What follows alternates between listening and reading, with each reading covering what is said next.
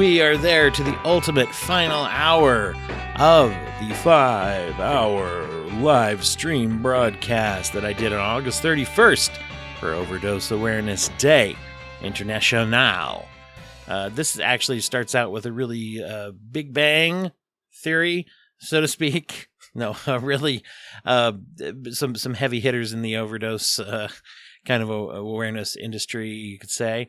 The clinical manager and clinical director therapist for the Wiseman method opioid detoxification in Beverly Hills, California, were able to come on. Claire Wiseman and David Livingston are the guests for a big chunk of this last final ultimate hour, and they are some pretty cool people.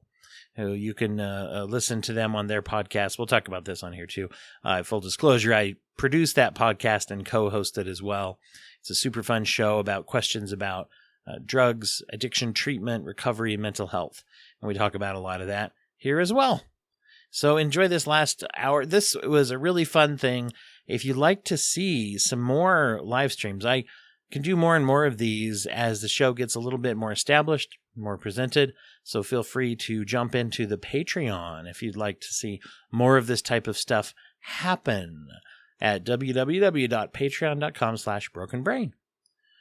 Thanks for doing this with me and listening to this with me, everyone who's made it this far. Have a great day. Oh, and Melinda, you're giving us all kinds of good things on here too. Another great resource, harmreduction.org, issues overdose prevention, issues / overdose - prevention / I guess you don't have to do the / twice. You know what? Let's I'm gonna go there. Org / issues overdose prevention, issues / overdose - prevention. I'm gonna pull that up. I have somebody else who is about to join here in just a second. Hang on one second. Hello, Claire. How are you? I'm okay. How are you? I am doing great. Nice It's great to. Thank you. I am. I'm just actually. It was just in the process. I'm going to share this with people real quick. Overdose prevention from the National Harm Reduction Coalition. Listener named Melinda just shared that with us, and I'm gonna every 20 minutes or so I'm plugging a different nonprofit or charity. So I'm gonna let this be this one. Melinda, I appreciate you sharing it. And it looks like, the National Harm Reduction Coalition I am somewhat familiar with, and it is interesting when people, as Dylan Schlender, who was on earlier, talked about finding things that are actionable. A lot of harm reduction programs actually do have what you might call more actionable things. So I'm going to leave that up for a little while. That for people to. I'm going to leave the. There we go. I'm going to leave the website address at the bottom. It might be a little hard for us to talk with the big thing on there. So anyway, so that was our charitable or nonprofit organization for that time. So. But now Claire Wiseman is joining us. Thank you so much for coming on, Claire. I'm excited to have you on. Thank you for including us. This is a really important topic, and we're happy to be here with you.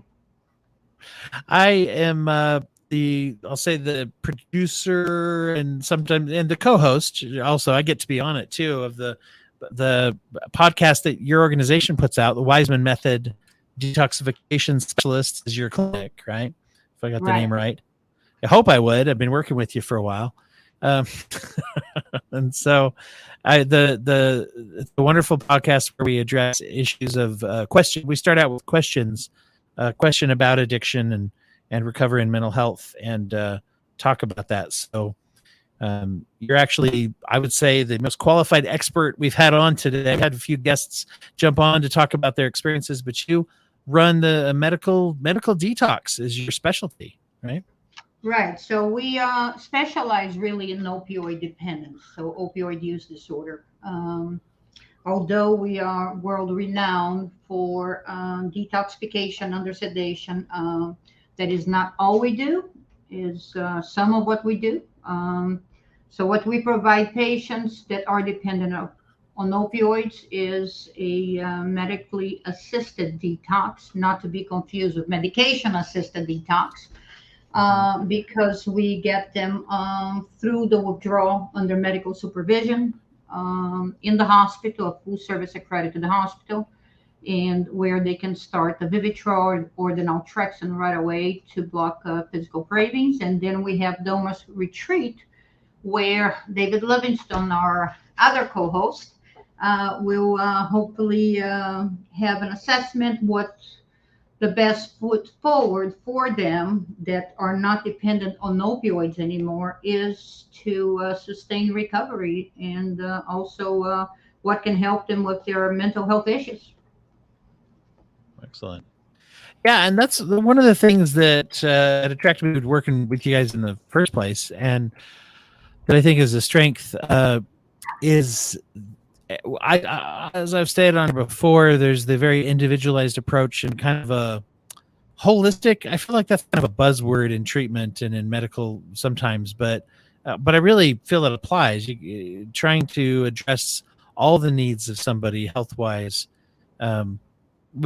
I was talking to Dr. Lyndon Smith a little bit ago about and some of the guests about the dangers of sudden withdrawal, the old sit in a basement with a blanket over your shoulders and a bucket in your lap, kind of a approach that was is somewhat media popularized and somewhat still in the cultural zeitgeist, I guess, is the idea that people, need to do that or go through that. And it's actually very dangerous and not helpful. Speaking, I mean, on International Overdose Day, we are talking about the potential for harm or death. And that's another one, right? Is just stopping without actually having medical supervision. No doubt. So I think what you're talking about, the old thoughts that with the bucket, and the blanket is when we focus on addiction and not the patient. When you focus on addiction, you see addiction as a living, breathing thing. That is not. Addiction is a consequence of several factors on a person's life that was not taken care of, not treated. So if you see addiction as a consequence, you will be able to treat the person based on their unique health needs. And when I say health needs, it's not just emotional, but also physical needs. It's very different how you treat a 60-year-old that weighs 250 pounds than when you treat a 26-year-old that weighs, 160 pounds. So patients' emotional and physical needs to be assessed and properly treated. We just had David come on. David Livingston is the therapist, expert, wizard of psychology at the Wiseman Method. Did I get your title right, David? Not sure what to do about the wizard part of it, but thank you for the accolade. We all work together and do the best we can. Yeah. And we're just so we're getting into that definition. I think definition of addiction is important. But of course, there with the awareness, and we've been focusing a lot about this on our podcast, is the overdose and the crisis related to fentanyl and the presence of that. We've had a lot of people share today on this awareness event that I'm doing here. A lot of people have shared how they're seeing that all over the place, and even amongst friends and even amongst drugs that have nothing to do with opiates. We're seeing marijuana laced with fentanyl, and it's just scary. I saw an article just the other day that I was going to share with you guys that where some of it's being packaged, some of these fake opiate pills that are really fentanyl are being packaged in different colors, bright colors. And maybe one of you mentioned that as well. But yeah, that appealed to children, obviously. Look like, a bag of Skittles or something. So it's very, very scary. And you've done a lot of work with awareness on this, right, Claire? Yeah, so I think it's extremely important, Dwight, as we are going through the overdose week awareness campaigns, Not to confuse overdose with poisoning. It's very Exactly. I different. was looking forward to getting this out there too. Yeah. Correct. Go for And I it. think the ramifications of confusing both terms are extensive because one is a crime, one is actually murder, and the Mhm. other one is somebody that overused the substance where their system could not handle it anymore. So, what's going on currently in our country is a crisis of fentanyl poisoning. So most of these kids did not overuse, kids or even adults overuse the drug. They bought a pill thinking it was something, and they were giving something else completely different, something that is lethal. So Yeah. it's very important that we differentiate. You should you could use the analogy that if you buy a bottle of scotch, and if you drink one dose and you died from it because it wasn't scotch, it was actually a poison that was put in the bottle, that's a crime. If you, Hmm. drank the whole bottle very rapidly and had the alcohol, overdose, is a different story altogether. So Absolutely. It's a most good people emphasis difference. Yeah. poison, right? Because I think society, in a way, has that stigma. Well, they bought the drugs, they died. Yeah. It's not the case. I think you're right, and I think that that contributes to a lot of the times why people don't talk about it enough. Is because there is still that judgment of saying if you took the drugs, you took the risk, and it's like, well, yeah, but you could say once again the same thing about the bottle of scotch, and we don't tend to shame that quite as much if the person, unless the person gets a DUI, then sometimes we do. So there is this weird kind of double standard of like if a medical situation gets out of hand, now we complicate matters by saying like I was once again, it's a bottle of rat poison instead of a bottle of scotch, sort of thing. Is the better the analogy that you used is a way to look at that and say, yeah, people are being poisoned, by Correct. what they're being given. Yeah. And do you see a lot of that come through? I don't know if you whether it's talking to people who call in, or David, if you see that in patients who have that. Have you seen that impact the caseload of people coming into your clinic that they've had either close calls or they've had fentanyl based experiences? When they come in, I gotcha. that part of the process is they will, in the hospital, we will look at and do a drug screening to see everything that they're on, and they're shocked often to find out what was in the medicines that they thought were one thing and turned out to be a whole bunch of other things. So I see it all the time. And then you'll also hear, tragically, friends are dying, and and times where they'll think they're just taking the same amount of the dose that they always have, and all of a sudden they're stopping breathing or nodding out and are on the cusp of respiratory failure or something else, and shocked that it's going to happen. So I hear it constantly, more than I ever have. I've been doing this a long time, and I hear it more than I ever have by far. So couldn't be more dangerous out there. I think I think what the two of you are doing and what we're doing is trying to really help people understand just how dangerous it is. And so it's yes, I hear it all the time. I'll go a little step above Dwight. I've been doing this for over 25 years, and I speak to patients all day long in the phone, 7 days a week.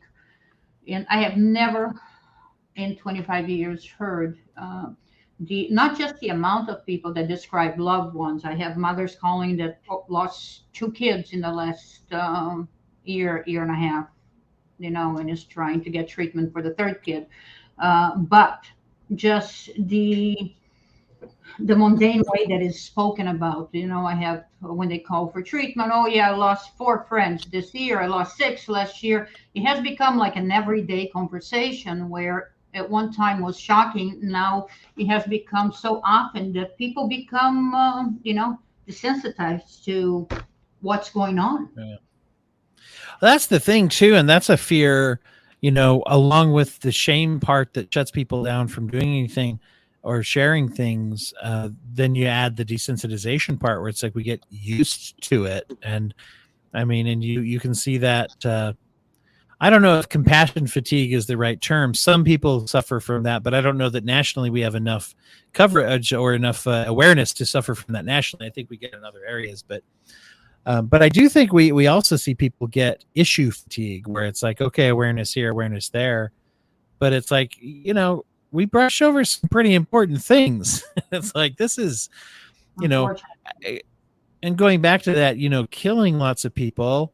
And here's my broken record issue, adding misery. A lot of people don't die, but they still have a lot of misery, or they have injury from this poisoning that can linger. And so that's, there's a lot of good reasons for people to talk about it, but I think they often avoid that. It's like you're saying, and the desensitization doesn't help, of course.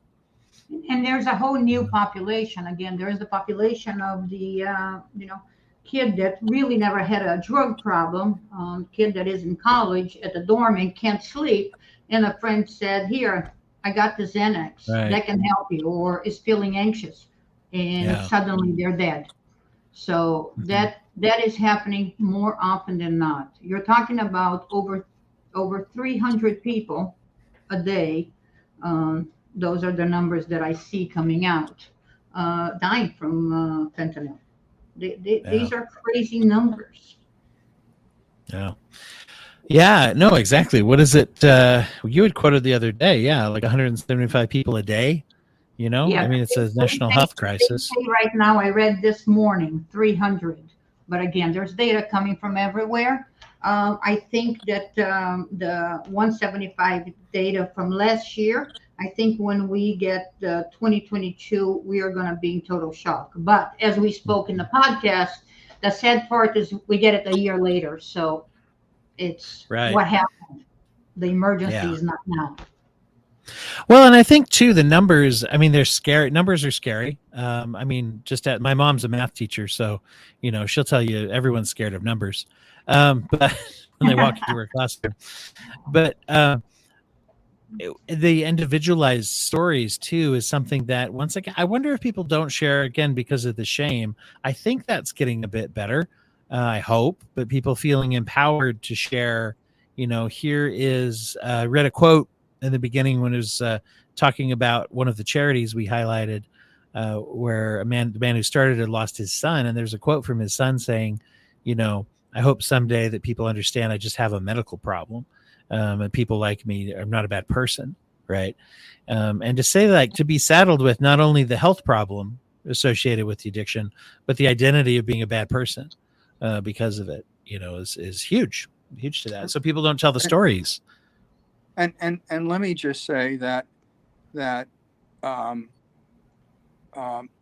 is so wrong. I can't even tell you that how many people get, for so many varied reasons, get onto opioids, from operations to just trying to sleep. I mean, there's an incredibly high correlation between people who have trouble sleeping and opioid use, and they're just trying to find a way to relax.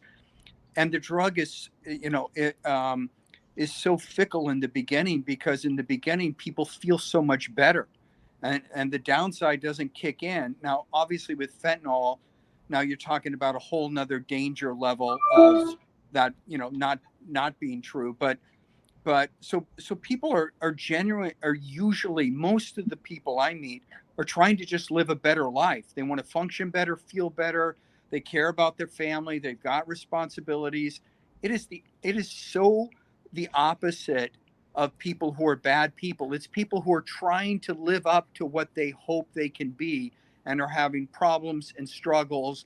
And because of that, are coping in a way that isn't going to get them there, and maybe they've been let down by the health profession, or their doctors don't want, aren't prescribing certain, there's some reason that they don't sort of stick out a treatment or find the healthcare professionals to help deal with whatever is driving their need to sort of cope, and then they end up in trouble or worse.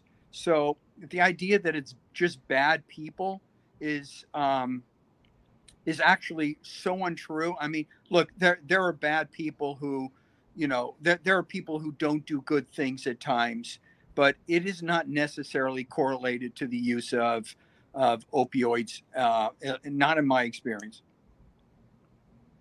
No, in fact, as we had several people who mentioned this, but a lot of times I noticed that trying to stay away from overly, I guess, blanket statements. But many people, I feel like one of the risk factors is emotionality and mental health reactivity and mood regularity issues. And I guess this goes along for me is that some of the people that I've worked with who are prone to addiction, as well as those that are prone to some of the mental health issues, are very sensitive people. They actually have a lot of feelings. And if they, especially when they learn, they get a lot of psychological literacy if they pay attention to their inner world, especially because it's different. If you're somebody who just kind of has maybe typical neurotypical mood regulation skills, you can kind of be moderately miserable for a long time. Whereas if you have a lot of mental health issues, you could die if you don't attend to your mental health. I mean, it's serious, so you have to. And so there's a lot of insight that people gain as well if they do that to avoid some of the bad effects. The stakes are higher. And so anyway, to your point, I find a lot of them to be very insightful, sensitive, smart people. And I'd agree. And also that there is a high correlation between not having a lot of faith that they're going to get the help they need, and either or failures previously from the healthcare profession where they didn't get the treatment, and what it was that, even when they're honorably trying to really figure something out that they're struggling with. And so it's, which then makes them more likely to turn towards some sort of self-medication, try to figure it out themselves, and until they're in real trouble. And it's just, and we, so, but that's so dangerous right now that, I think that's part of why we're all talking. Absolutely.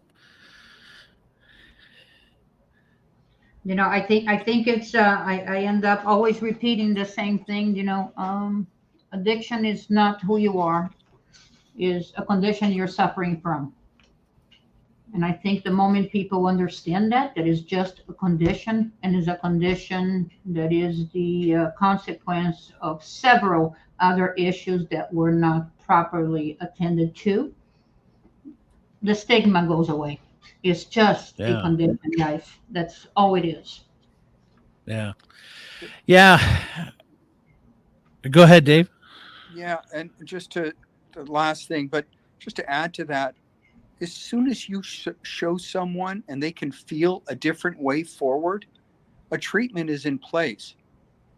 They have to be able to see it and feel it and understand personally how that will actually help them.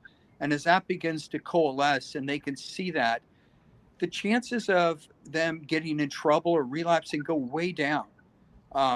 So it just, that's in terms of forming a process that leads out of it, that's what it is. Mm-hmm.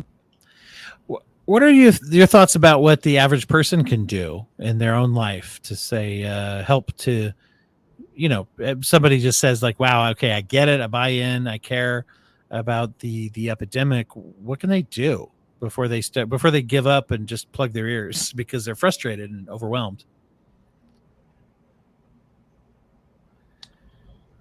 Well, first of all, I don't like having these conversations. that we're having right now. Okay. They're painful. It's a realization that I wish wasn't true. So as a human being, I can fully appreciate why people don't want to have them. Mm-hmm. And other people don't want to hear about it either. And it's also why I think it's not covered really, you know, as profoundly as it should be by the media. I mean, it's covered, but not per plus 100,000 deaths per year. It's not covered like that. And so Mm-hmm. I can appreciate why, you know, this isn't a pleasant conversation, or, you know, we kind of want to forget about these things. So I think small doses is good. You know, people can't handle too much, but they need to know enough. And so, you know, and I also think, so I don't know, but maybe beyond that. Mm-hmm. I think is, you know, putting our agendas aside and prioritizing, you know, the value of each life. So it doesn't matter if it's 20 people dying a day, 175 or 300. I guarantee you that each person, you know, has a loved one that is going to miss them, you know, has a value for being here. So I really think we should, put priority in mental health care. That is truly the root of most societal issues right now that we're going through.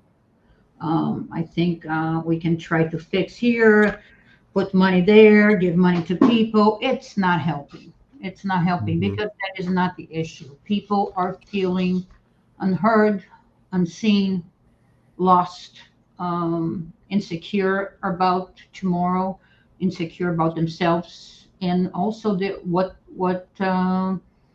purpose is, what their value is.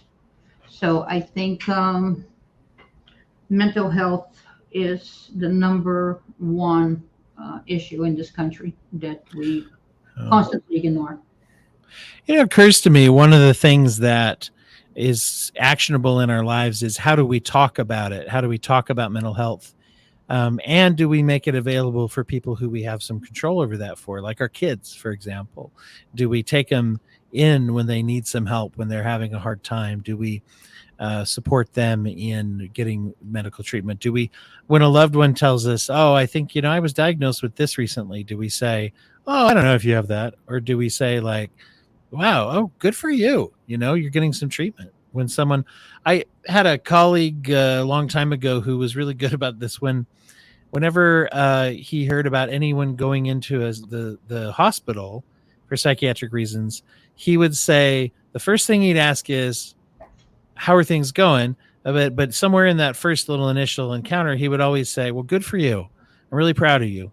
You're taking care of yourself. You're taking care of your medical needs. He said, because nobody was telling them that. Nobody was saying, you know, if somebody managed to get to healthcare and get to the hospital because they were going into insulin shock, or because they were, you know, got a heart attack and they managed to get themselves treatment, we'd say, wow, thank goodness. And so, you know, just that mentality of how do we talk about it? How do we treat it? As just even somebody with no medical involvement at all, that's something we can do, is chat about that. If you've been in therapy, do you share that with people if you feel it's appropriate? And to say like, yeah, I've got some therapy, or yeah, I've had some couples counseling, or yeah, I've had some, boy, you know, I take a mood stabilizer. It's wonderful. You know, whatever it is, just that destigmatizes it, because like you're saying, without that cultural shift, then it doesn't do any good to, even if we had 1 million services, which that's another problem. We need more services, but right. I mean, I don't know. I just think the way we talk about it and stigmatize or destigmatize plays a huge role. I think the issue that people don't talk about is because they don't understand, and people fear what they don't understand. They believe, oh, if he's been diagnosed with a mental health issue, he's crazy. That's not the case. Right. That is absolutely not the case. And nowadays, you know, with medicine and science, most psychiatric issues have solutions and treatment. Right. and they're not supposed to be scary, and they are, extremely treatable and more common than not. Yeah. That's right. So when I see patients, often they're feeling very guilty, and I'll be like, I'll listen and try to understand, and I'm like, you don't need the guilt anymore. You're here. You already listened to it, and it got you here, and the function of it is, and so you're changing it. So you don't need that now. What and then you keep talking. It's like, so how do you sleep? Oh, I don't sleep. I sleep like 2-3 hours a night. Like, well, no wonder you're vulnerable to. Have you seen to opioids right? So that's got to get fixed, and you just go step by step and break down until they can feel that there's a different and that you're actually beginning to understand what their needs are, right? Because needs kind of drive everything, and they're not always as obvious as it would seem. And but as you get to know somebody and get to know what they're needing, you understand why they're coping with what is now an incredibly dangerous substance. Yeah. Yeah, no, and like you said, yeah, the danger's never been bigger. Just like with many things to do with our health improvement, focusing only on one thing is the wrong thing usually to focus on, because restrictiveness and only one thing at a time isn't good for anybody. And you can talk all day, you can yell at a loved one all day about how they shouldn't do drugs. But it's interesting how even in a family, you can do some of what you just said, that problem solving of saying like, well, you know where I stand on that, but you don't sleep well. You should at least talk to your doctor about that. Or, if you don't like our doctor, our family doctor, maybe we should find another one that you feel like you can talk to who's not going to shame you. Or just that kind of support and actually asking health related questions that may or may not have anything directly to do with drugs at that moment. Well, that's it. And so if someone's there and they're like, well, I'm alone in my life, I'm very lonely, and maybe a support group would help them, because that's there would be real support, because their need is to feel better connected. And then that because that's a profoundly difficult thing. But what if another person's life is so busy that you don't recommend they go to a support group unless that's something that maybe they're wanting, or as a change of pace or something else. But often it's the last thing they want. It just feels like another something else that they have to do for, and actually makes them more vulnerable. So just differentiating and really sort of thinking this through. Any rate, but absolutely. The one size fits all kind of like, oh, you have to. And I think sometimes for me, even something that does help me, if someone tells me I have to do it, I'm not going to do it, or it wouldn't help me as much as if it's like, let me come to it or give it as an option. Or, I'm a big, in all things, really, I'm big into inclusivity, autonomy, individualization. I think those are empowering kinds of things to work with someone, instead of saying like, well, you've got problem A, so you got to do B and C. And if you don't, then you're in D, which stands for denial. I don't know why I said it that way, but that just seemed to flow. Anyway, but yeah, this kind of thing of like, if you're not ready to be where I think you should be and jump through the hoops I think you should jump through, then you are not doing it. So you're doing something wrong. And it's like, well, that doesn't help me if I'm treated that way. And I think that's where you see a lot of missed opportunities and frustration, not just from the patient themselves, but from the professionals. Because if they are continuously going to treatments and groups and they feel unheard, unseen, they relapse. And every time they relapse harder. And every time they relapse harder, they have less hope. And I think there we come to the overdose, and that's the real overdose. How many times that overdose was an overdose, but also a lack of wanting to keep going, and a lack of strength to keep fighting. A lot of patients that we speak to have gone through 10 rehabs, and they say, I can't stay off drugs for a month, 2 months. I always relapse. I fail every time. Maybe the treatments failed him. He didn't fail the treatments. Mhm. Maybe, Yeah. the issue that he can't cope with, it's still there. And Mhm. nobody ever stopped 1 second to hear their needs. What is going on with him? Instead, again, is what we go back. They are trying to treat addiction, but the patient is forgotten behind that diagnosis. Yeah. Absolutely. And the thing that's supposed to help or is designed to help is not helpful. And Correct. it backfires, right? A lot of Yeah, times. we had actually one experience of a patient last Friday that uh, came to us that overdose was was in the ER. They gave him whatever overdose medications they thought appropriate, and in a few hours he was back out there. Hmm. I mean, what a missed opportunity to truly help somebody, right? Yeah. You send them out there, and what are they going to do? Now they have received usually naloxone that going to make them feel, sick.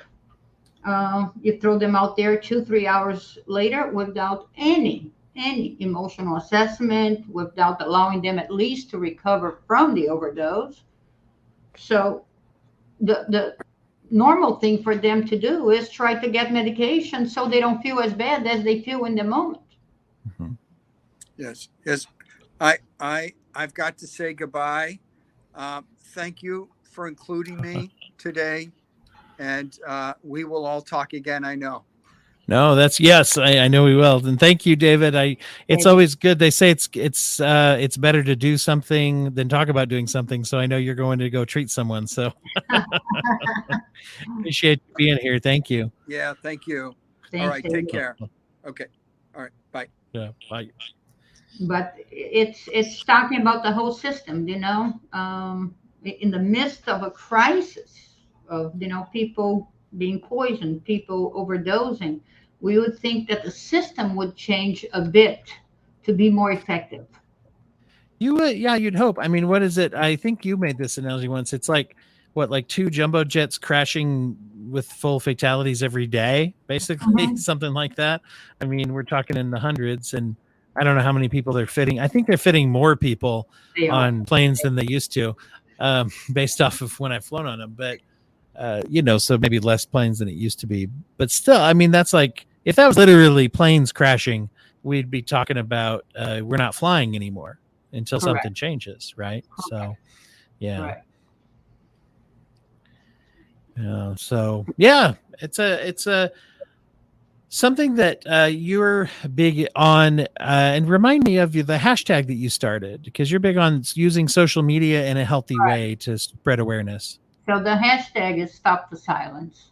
I think the silence should not be allowed anymore. I mean, it's too many people suffering due to lack of education, lack of awareness, lack of knowledge. Um, we can definitely, every one of us, share a story. Yesterday, there's a foundation called Song for Charlie from parents that lost their kid to a fake Percocet. Again, Mm-hmm. college student, that didn't have drug problems and took a fake Percocet. There is a video yesterday that is incredibly hard to watch, but incredibly educational and puts a face on, behind the crisis, so Yes. people understand. And if you just tweet or Google fentanyl poisoning, you will see that on Twitter, all parents are putting the picture of their kids. Hmm. Uh, share it, share it to make other kids aware that one pill can kill.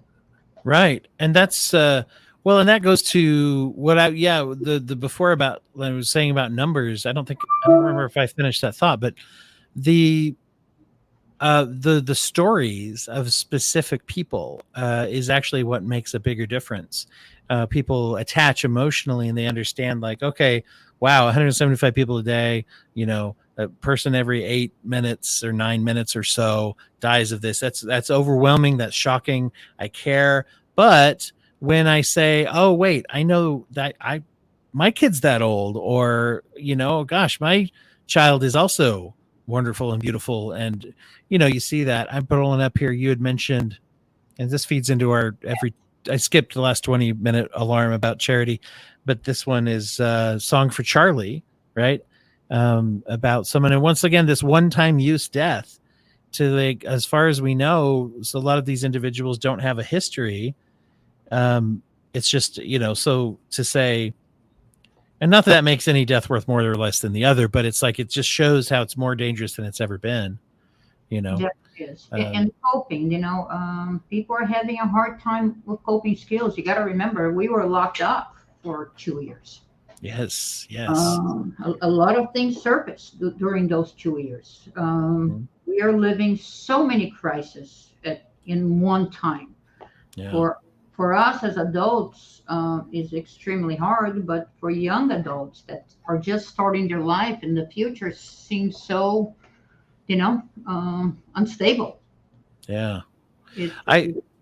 No, and it's scary too. My son just started college, and it's interesting. And I have a daughter in high school also, and just the even well-intentioned guidance that we give our kids to say, "Oh, you better be ready. Better be ready." And it's like, oh, okay, what if I can't cope? What if I can't get into, everything's so expensive? What if I can't get into college? And just a lot of those things. And then you throw on top of it the interruption to society and the interruption. I almost feel, it's funny. I've been saying for a while that all of us are just walking around with this like trauma that we just have, right? From the whole thing and the shutdown. And I feel like to some degree we almost universally have some hangups or traumas or something to process from it, from the fear and the lack of connections. And I think there's a PTSD because our main function to live is breathing. Suddenly, we're told that breathing can kill you. Yeah. Right. It's a good point. Yeah, we have to monitor and protect the breathing, right, and watch out. You're anywhere and somebody coughs, and there you go. That PTSD comes back. Right. And look at, even when we do like get sick, it's like I feel that I need to tell people, okay, I tested, don't want to have it, and part of that is just courtesy, but part of it is also like the panic of what's going to happen, or I don't want to make them scared or whatever. So that's a really good point. I almost want to say we should just be having group EMDR sessions, for everybody, just like every Saturday night, everybody stop in for, trauma processing at your local, wherever, library, church, community center. That's actually, we could, maybe I should write that down. I'm going to edit that out. It's a good idea. No, but just that awareness. So the awareness and promotion of awareness. The other thing I like about that, as you put it, is that is something people can do. They can both generally share it, and we can specifically tag it and say like, oh, did you hear about this? I'm going to send this to this group that I belong, my neighborhood group or my family group, and say, hey, I think this is important. Where's that text thread that I'm on anyway that we talk about when the next when the next Marvel movie's coming out, or when we talk about things that are maybe usually lighthearted or fun, but I'm going to go ahead and say, hey, let me get real for a minute. Is everybody doing something? Does everybody know about this? You're being careful. And especially, I think young adults never believe it's going to happen to them until they see a face and see, oh my God, It sounds a bit like my story, but I never got that Percocet pill or that Xanax pill, but I could have. So I think just sharing, it might save one person. And I think it's not about doing something for somebody else, but for you to be part of something that is productive. I think is good for your own self-esteem. Yes, absolutely. Yeah, and your own health and things too. And, as many of us as possible being alive and well and healthy is good for each of us individually too. Correct. you Correct. know? Correct. Yeah, So we have absolutely. many hurdles, to fight in order to stay healthy. I think we can do it together in a much easier and productive way. Hmm. I agree. Very Okay. good. Thank you so much You're for being right here and so much. sharing. I'm gonna tell everybody the name of your show. The name of our show is Addiction Recovery and Mental Health, a podcast by Wiseman Method Opioid Treatment Specialists. Right? Did I get that right? We've Yes. experimented with a couple different names, but that seems to be the one that is working the best for people. We're So here. We're here if people want any information regarding opioids, regarding opioid use disorder, regarding, the fentanyl crisis. We're here. And one of the things that it's opiates.com is the website for Wiseman. And if you go to if you email at info@opiates.com, then a lot of one of the things that's really nice is you can send us questions. It'll wind up on the show. So, yeah, so that's a cool thing that is going to. So, well, thank you, Claire. You have a great day and continue to do this good work. We will do. Thank you. Thank you. Bye-bye. Bye-bye.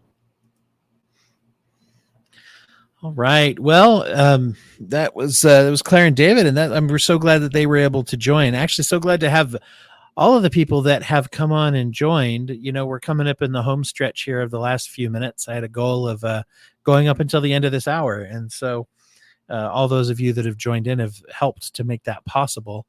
It's just a couple of things that I'd like to share with people. One of them is that I did miss, once again, my goal of sharing some charities with you that have to do with mental health and with treatment as well. So I'm going to share one right now that is the Friends of Mental Health, which is an organization in Australia.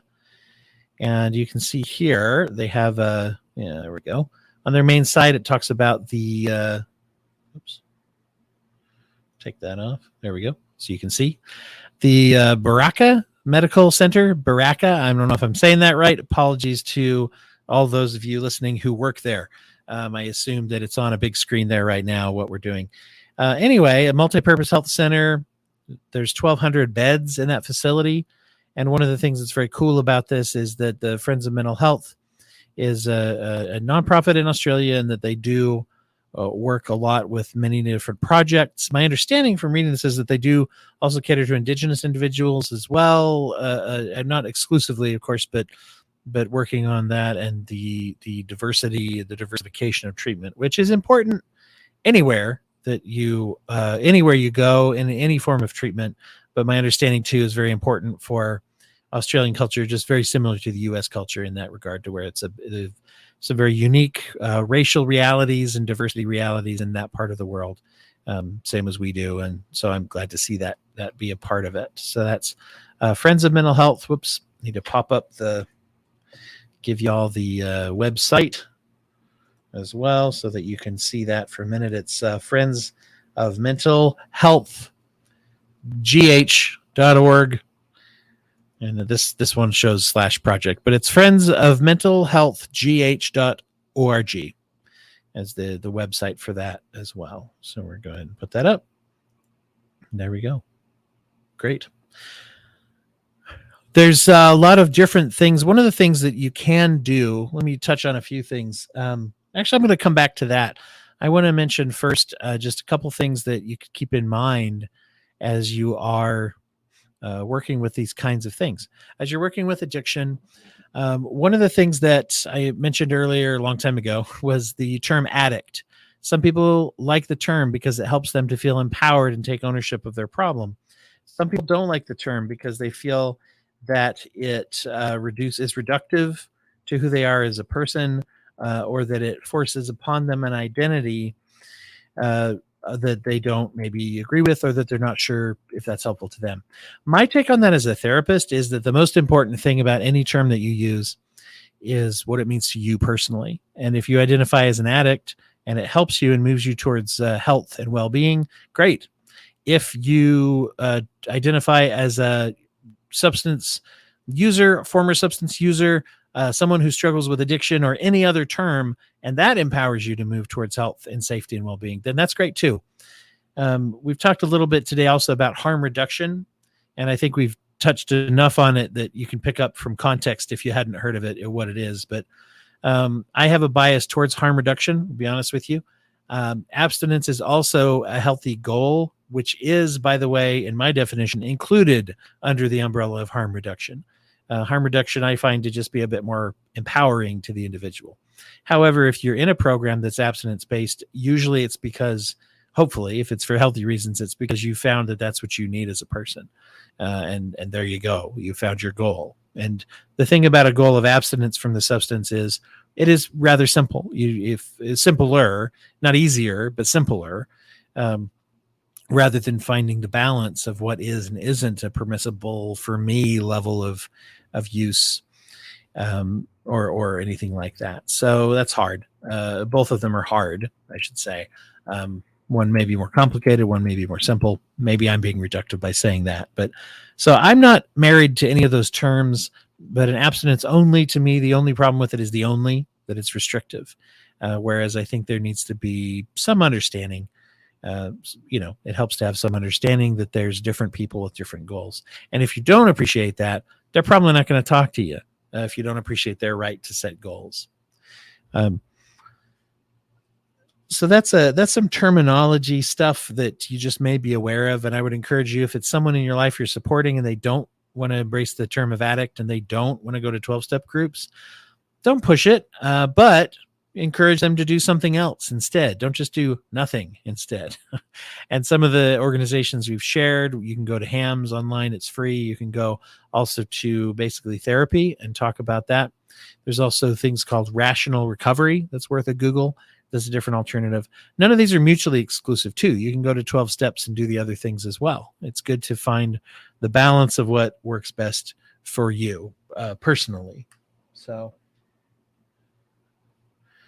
one of the things I also want to share that I have found to be very helpful is something that is a concept called the stages of change. I'm going to share that real quick. I have a picture here for those of you that are watching. And what it is the stages of change is a model that takes into account what helps people to make any sort of change. It's especially tends to be utilized in addiction treatment a lot. The most important part is that the beginning of it is what they call pre-contemplation. And pre-contemplation just means you're not wanting to change yet, basically. And you're not even maybe aware there's a problem, or you don't want to deal with it at that point. You're not thinking about change. Then there's contemplation, which means you're thinking about change. It's just the opposite. It's like I'm considering it. I'm thinking that there's something, maybe I should do something. There we go. Maybe there's something I should do to change. And so I'm contemplating that. Okay. After that is the preparation stage, where you're actually, maybe that's any time that your contemplation crosses over into behavior. Maybe I'm calling around to therapists. Maybe I've gone to an AA or NA, or OA, or an NACA, one of the 12-step groups that addresses my addiction. Maybe I've looked up where it is. And then there's the action stage, where I actually go, or I actually get to an appointment. Preparation and action are both, they bleed into each other really well. If someone's really preparing, you're going to see action start to become part of it. The last two are not really part of it. They call it a 4-step model: pre-contemplation, contemplation, preparation, and action. With the last part is maintenance, which is what you hope for to maintain. And the other option, of course, is relapse, which puts us back into the other sometimes. I don't think it's perfectly true that it always goes back into it. But so basically, what I'm trying to say there with that is that you want to appreciate that everybody's in a different stage of that change. There we go.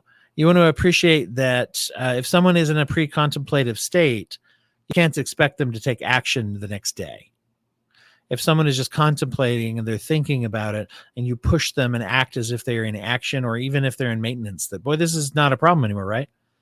You're doing them a disservice, because you are not allowing them to go through their own process. So those are a couple of things that's important for professionals. And it's important to know if you're working with a professional. If you do know that about yourself or your loved one, sometimes it's helpful to communicate that and say, I'm barely in the contemplating, I'm barely dipped my toe in the action stage. But it's good to know about yourself. It's good to know about your loved ones, sort of thing. Okay. Other things that you can do is, give of your time, give of your money if you can. Share, as I was sharing some of these charities, this was part of this program. And I always ask guests on the Broken Brain to share a charity at the end of their visit, especially their first visit. I always like to have them share their favorite charity or nonprofit that they think that you should be aware of. One of the reasons for that is that's an action item. You can do that. You can start to go out and find somewhere to volunteer, or you can find somewhere to donate to, or you can just share it on social media if you don't have the time or the money. Those are resources, scarce resources sometimes, but you can do all those things to make people aware of what's going on. Another thing that you can do is look around for those in your circle that need community and that need support. And if there's a neighbor that you see and maybe talk a little bit more than you usually do. Maybe drop some cookies off across the street, something like that. Because here's the thing. Whether or not we're at danger for overdose imminently, we're all in danger of loneliness. We're all in danger of sadness. We all could use some community, okay? Especially in these troubled times. I hate to pull that card out, but it just as Claire had mentioned, it really is true. There's a lot of things that are very difficult. How you talk about mental health, how you talk about substance abuse. Do you say negative things about people who are having a hard time? Do you say negative things about people and mental health treatment? There's very, very subtle microaggressions that we can share about things that, and for that matter, how do you talk about people in general? Do you make, sort of subtle jokes or raise your eyes too much at people who, take psychotropic medication, people who are gay, people who are of other races than your own, people who are somewhat marginalized one way or the other? Do you make jokes about women? Do you make disparaging, for that matter, comments about men, that men are inevitably going to be this way or that way around your children? Those kinds of things of how constructively do we talk about stuff? It's very important. It matters. And they always say too, that if you want people to be able to talk to you about their problems, especially maybe the biggest problem in their life, and you want a loved one to talk to you about their addictions, how do you talk to them about everything else, right? How do you talk to them about phase 4 and 5 of Marvel? How do you talk to them? Are you respectful of their hobbies and interests? Do you listen to them? Do you show interest? Do you talk freely and openly about things that aren't as life or death, that aren't as important? Those are some real actionable action items, AAIs that you can do to push ahead the healthy communication. And if someone's going to come to you and say, hey, I'm thinking about using drugs, they're sure not going to do that if they don't feel like they can talk to you about their grades or about their crush or their interest or whatever it is. So make sure that you're talking and communicating. All of those things help quite a bit when you're doing that.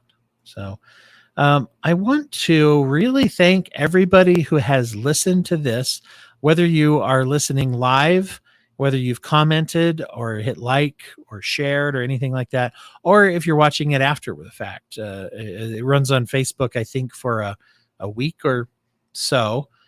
And as far as I know, it stays up on YouTube forevs. And also, I'm going to be putting the audio and sharing the audio as well on the regular Facebook feed, the regular podcast feed, as soon as I can get that out there as well. So that's going to be available. And I really appreciate everybody, also those who came on, both former guests and others who came on, other podcasters, other creatives, other mental health professionals and medical professionals, and just everybody who's on. Appreciate everybody who couldn't make it that would have been here otherwise as well. So this is the Broken Brain Podcast. We are distributed and sponsored by the Core Temp Arts Network, a member of that network, proud member of that network. We do have some sponsorships that you can hear about on the regular episodes. That's not what today is about, but you can go to carolmiles.com to learn more about Three Rivers Training, one of our sponsors. And you can also help support the program at patreon.com/brokenbrain. Other than that, the real ways that you can support is just by listening, sharing, give us some likes, give us some 5 stars over on iTunes if you feel like it. If you don't feel like it, do whatever you want. I don't want to tell you how to live. So once again, Dwight Hurst, and I just want to let everybody know out there to make sure to be interested in the world. Make sure to take good care of yourselves. And we'll see you again very, very soon. Thanks for being a part of this experiment. We'll do this again. Bye-bye.